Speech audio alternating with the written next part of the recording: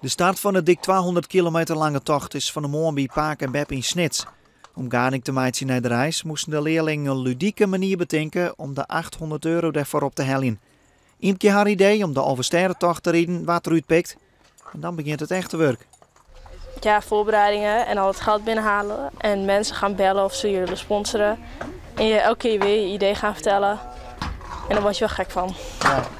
Maar gaat het een beetje makkelijk om de centen bij elkaar te krijgen? Ja, gaat wel heel goed.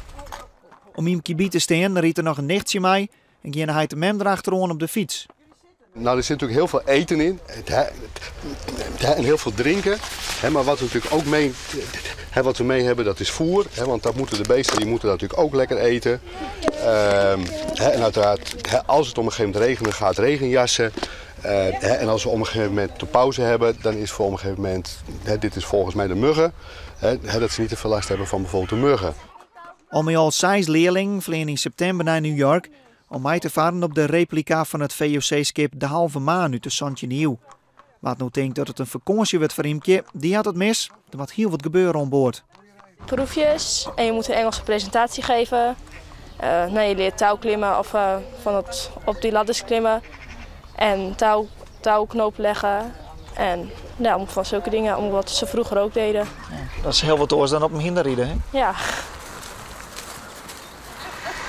Het is eigenlijk toch heel makkelijk voor die, of net? Hoe sneert het de man? Nou, niet helemaal. Het is toch wel behoorlijk werk op een pony.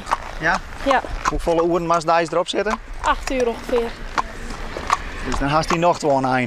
Ja, dat denk ik ook wel. Hoeveel kilometer moest die uit? 35. Nog even op de foto was bewijs voor de sponsoren. En dan op naar de oortziensterren om vrij te komen bij de finish.